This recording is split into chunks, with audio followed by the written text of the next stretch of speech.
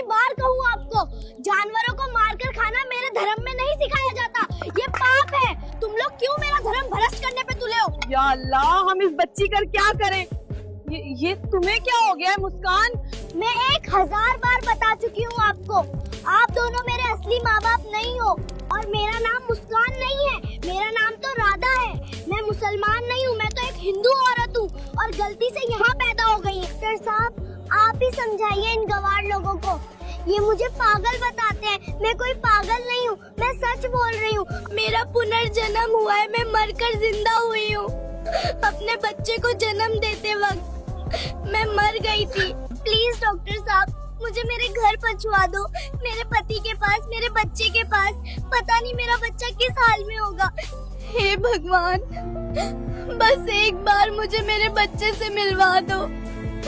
एक मुस्लिम बस्ती में एक बच्ची का जन्म हुआ। जब वह बच्ची 4 साल की हुई तो उसने अपने माँ बाप से कुछ ऐसा कह दिया जिसे सुनकर कोई भी सोचने पर मजबूर हो जाए। उस बच्ची ने कहा, मेरा नाम मुस्कान नहीं है, मेरा नाम तो राधा है और मैं कोई मुसलमान नहीं हूँ, मैं तो एक हिंदू औरत हूँ, मैं मरकर जिंदा हुई हूँ, मेरा पुनर्जन्म हुआ है। जब उस बच्ची से पूछा गया कि मरने के बाद वह कहाँ गई थी, तो उसने जो कुछ बताया उसे सुनकर आपकी रूह तक कांप जाएगी। आखिर क्या राज छुपा है इस बच्ची की बातों के पीछे? क्या वह सच बोल रही है? क्या वाकई पुनर्जन्म होता है या फिर यह बच्ची कोई घड़ी गढ़ाई कहानी सुना रही है? इन सभी सवालों के जवाब जानने के लिए इस वीडियो को बिना स्किप किए शुरू से लेकर आखिर तक देखिए, तभी आपको पूरी कहानी समझ में आएगी। और वीडियो देखने से पहले एक लाइक और चैनल को सब्सक्राइब जरूर कर दीजिए। तो चलिए बिना समय गंवाए शुरू करते हैं इस कहानी की नई यात्रा। उत्तर प्रदेश का एक छोटा सा गाँव रामपुर। यहाँ की संकरी गलियों में अजान की आवाज और मंदिरों की घंटियां अक्सर साथ साथ गूंजती थीं। इसी गांव के एक साधारण से मिट्टी और ईंटों से बने घर में सलीम और रुबीना रहते थे। सलीम, जो दिन भर धूप और पसीने में तरबतर होकर सब्जी का ठेला लगाता था, और रुबीना, जो घर की 4 दीवारी में अपनी छोटी सी दुनिया संजोए बैठी थी। उनकी जिंदगी अभावों में थी, लेकिन उनके दिलों में एक बड़ी आस थी, संतान की आस। और फिर वो दिन आया जब खुदा ने उनकी सुन ली। रुबीना की गोद हरी हो गई। घर में एक नन्ही परी का जन्म हुआ। उस दिन सलीम के पांव जमीन पर नहीं पड़ रहे थे। पूरे मोहल्ले में उसने अपनी हैसियत से बढ़कर मिठाइयां बांटी। बच्ची का चेहरा इतना नूरानी था जैसे चांद का टुकड़ा जमीन पर आ गिरा हो।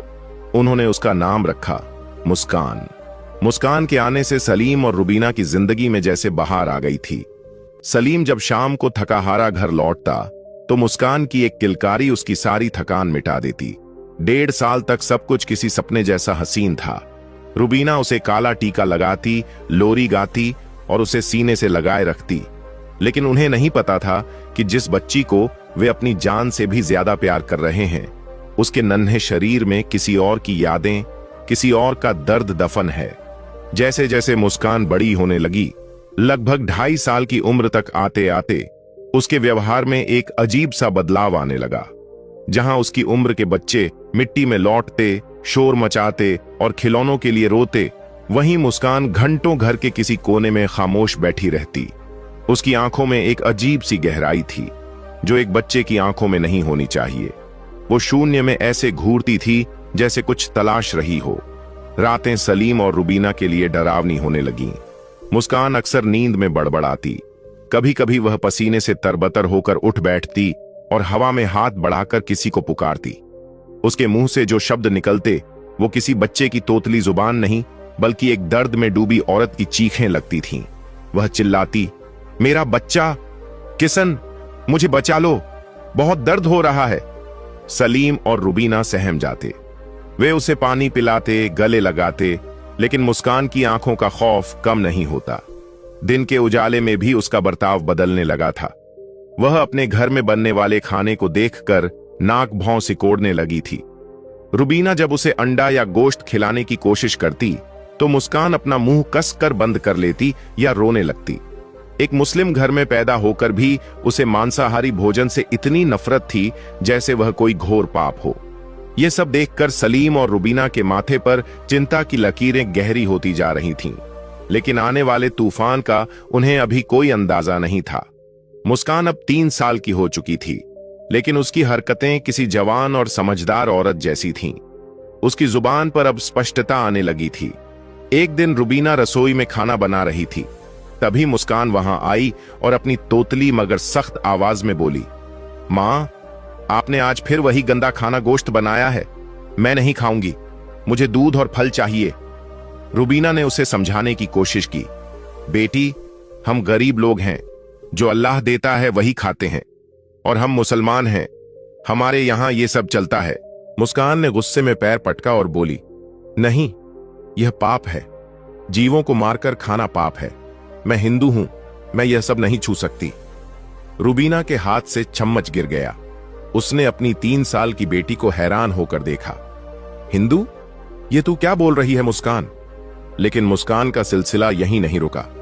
वह अक्सर रुबीना के कपड़ों को देखकर सवाल करती, मां, आप साड़ी क्यों नहीं पहनती? आपका मंगलसूत्र कहां है? और देखिए, आपकी मांग सूनी है, आपने सिंदूर क्यों नहीं लगाया? रुबीना इन सवालों को सुनकर सन्न रह जाती। वह मुस्कान का मुंह बंद करने की कोशिश करती।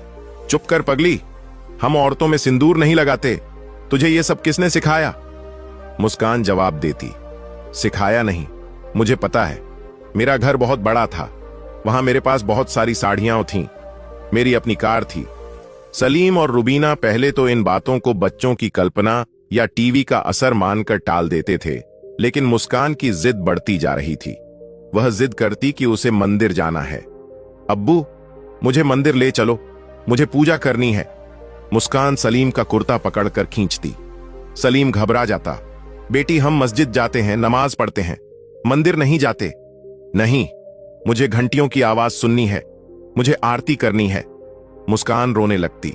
उसकी आदतें पूरी तरह एक सनातनी हिंदू स्त्री जैसी हो चुकी थीं। वह सुबह उठकर हाथ जोड़ डती जैसे सूर्य को प्रणाम कर रही हो। वह पानी पीने से पहले कुछ बुदबुदाती। मोहल्ले वाले भी अब दबी जुबान में बातें करने लगे थे कि सलीम की बेटी पर किसी जिन्न या भूत का साया है। लेकिन यह साया नहीं, बल्कि एक पिछले जन्म का सत्य था जो बाहर आने के लिए तड़प रहा था। सलीम और रुबीना की रातों की नींद हराम हो चुकी थी। वे अपनी ही बेटी से डरने लगे थे। वक्त अपनी रफ्तार से चल रहा था। दिवाली का त्योहार करीब था। पूरा गांव, चाहे हिंदू हो या मुस्लिम, त्योहार की रौनक में डूबा था। मुस्कान ने टीवी पर दिवाली की सजावट और लक्ष्मी पूजा देखी तो जैसे उसके भीतर की राधा पूरी तरह जाग उठी। उसने रुबीना से जिद पकड़ ली, मां, आज दिवाली है, घर को सजाओ, दिए जलाओ, हमें लक्ष्मी मां की पूजा करनी है। रुबीना ने झुंझलाकर कहा, मुस्कान, होश में आ, हम मुसलमान हैं, हम दिवाली नहीं मनाते, वो हिंदुओं का त्योहार है। मुस्कान ने एक न सुनी। उसने घर के कोने में पड़ी कुछ मोमबत्तियां ढूंढ निकालीं और दीवार के सामने रखकर हाथ जोड़कर बैठ गई। वह आंखों में आंसू लिए कुछ मंत्र बुदबुदाने लगी जो उसने इस जन्म में कभी नहीं सीखे थे। सलीम और रुबीना बस बेबस होकर उसे देखते रहे। उसी रात मुस्कान को एक भयानक सपना आया। सपने में उसने देखा एक लड़की प्राइवेट अस्पताल में ऑपरेशन थिएटर में पड़ी है, दर्द से तड़फ रही है, डॉक्टरों की भागदौड़, एक बच्चे के रोने की आवाज और फिर एक लंबी बीप की आवाज और अंधेरा। किशन! मुस्कान एक दिल दहला देने वाली चीख के साथ नींद से जागी। सलीम और रुबीना दौड़कर उसके पास आए। मुस्कान पसीने से लथपथ थी और उसका शरीर बुखार से तप रहा था। वह पागलों की तरह इधर उधर देख रही थी। मेरा बच्चा कहां है? किशन कहां है? अगली सुबह घर का माहौल तनावपूर्ण था। सलीम ठेले पर सब्जियां लगा रहा था और रुबीना ने मुस्कान को खुश करने के लिए चिकन बिरयानी बनाई थी। जैसे ही रुबीना ने थाली मुस्कान के सामने रखी, मुस्कान की आंखों में खून उतर आया। उसने पूरी ताकत से थाली को उठाकर आंगन में फेंक दिया। चावल और चिकन के टुकड़े मिट्टी में मिल गए।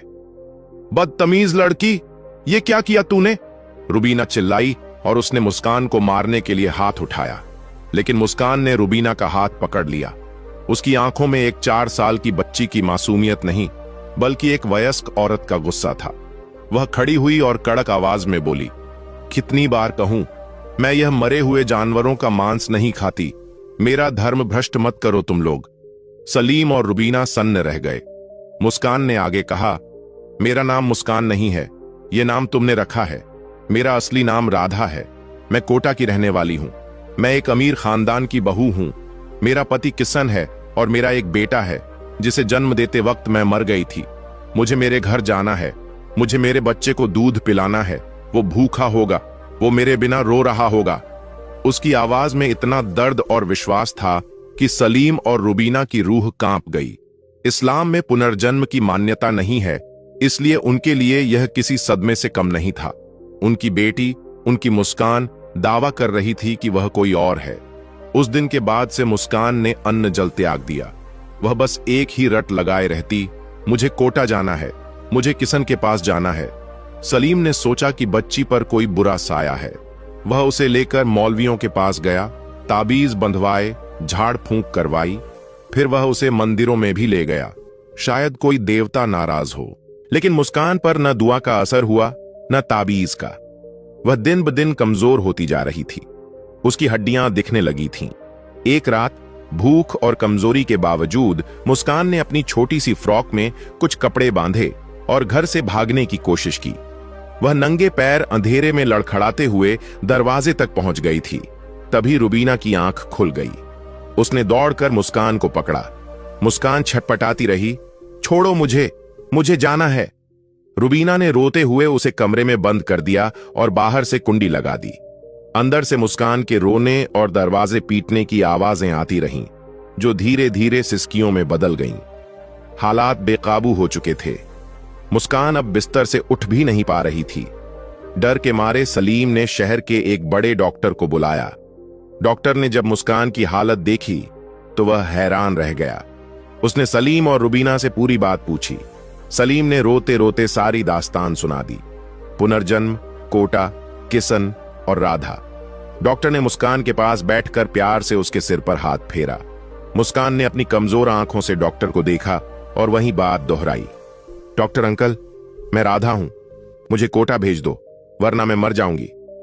डॉक्टर समझ गया कि यह मामला दवाई का नहीं है।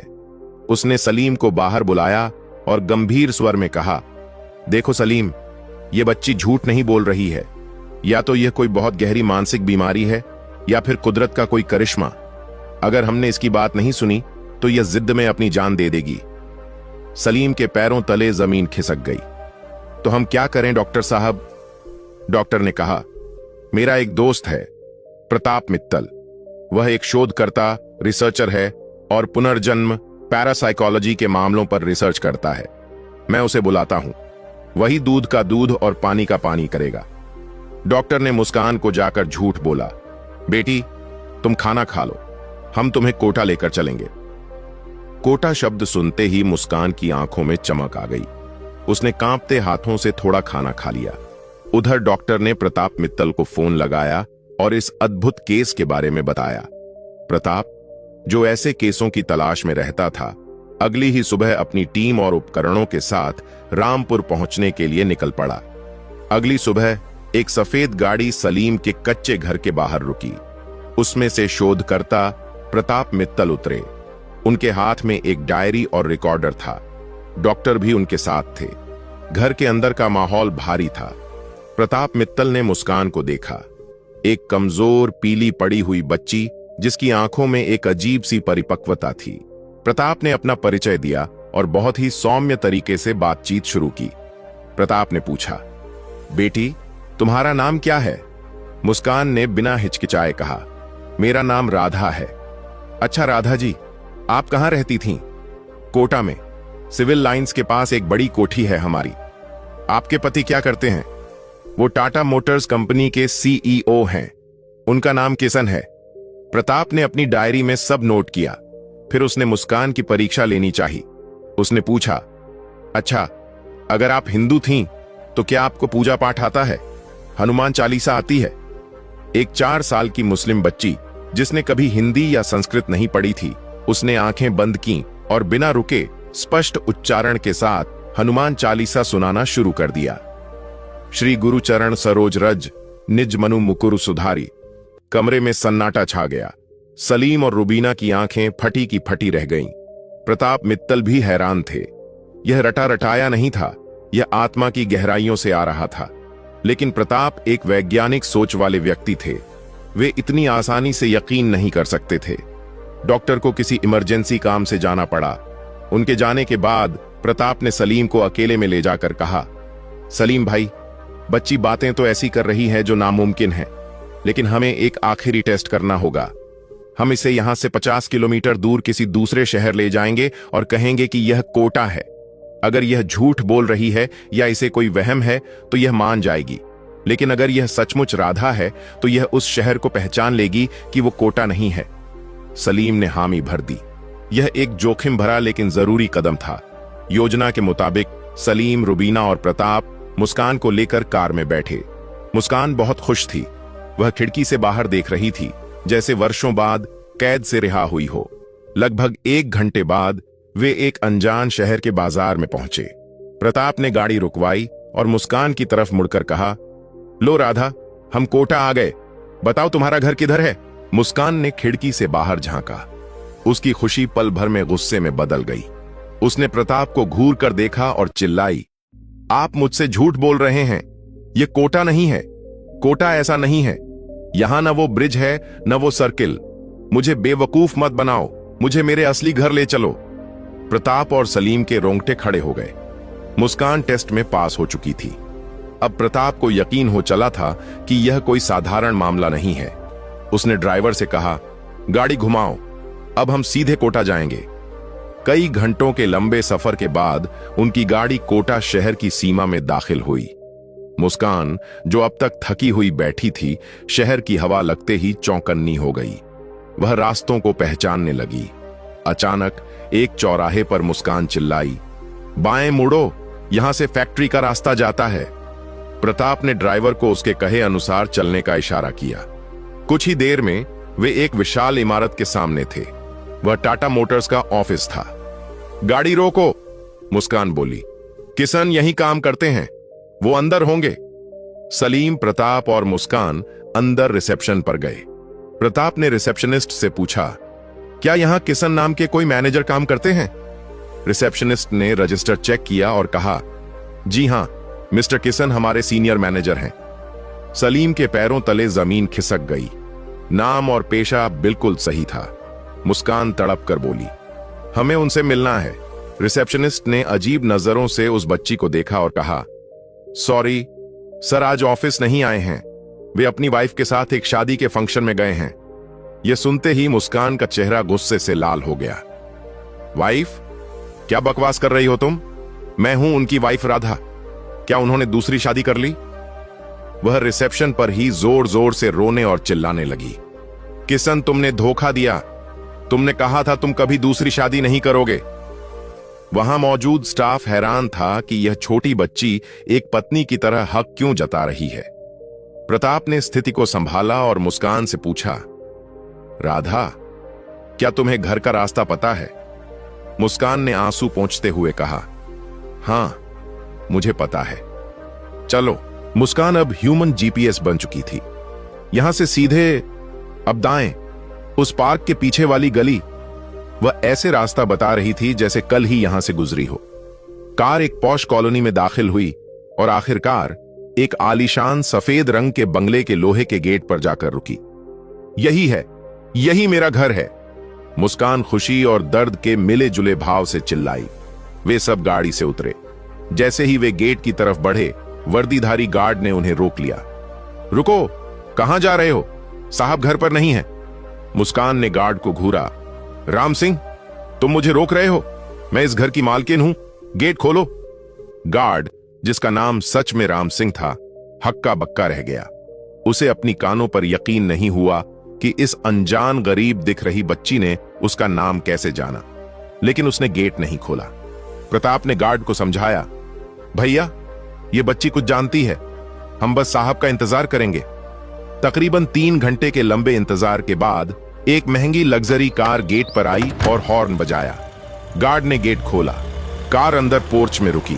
उसमें से एक आदमी, किशन, एक औरत, दूसरी पत्नी और एक छोटा लड़का करीब 4 साल का उतरे। कार देखते ही मुस्कान दौड़ पड़ी। गार्ड उसे रोक नहीं पाया।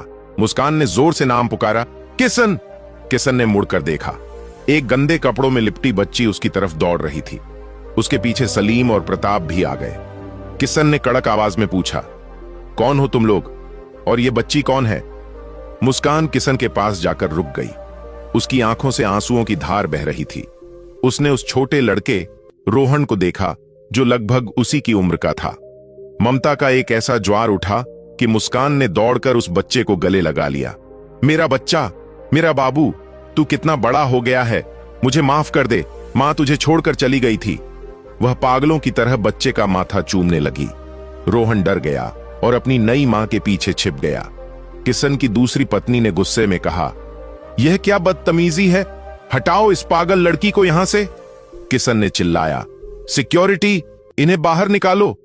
तभी मुस्कान ने पलटकर किशन की आंखों में देखा और ऐसी आवाज में बोली जिसने सबको जमा दिया, किशन, मैं राधा हूं, तुम्हारी राधा।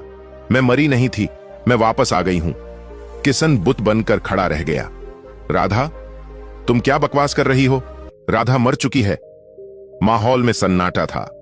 प्रताप ने आगे बढ़कर अपना परिचय दिया और कहा, मिस्टर किशन, मैं जानता हूं यह मानना मुश्किल है, लेकिन यह बच्ची आपके बारे में, इस घर के बारे में और राधा जी के बारे में ऐसी बातें जानती हैं जो सिर्फ राधा जी को पता हो सकती हैं। एक बार इसकी बात सुन लीजिए।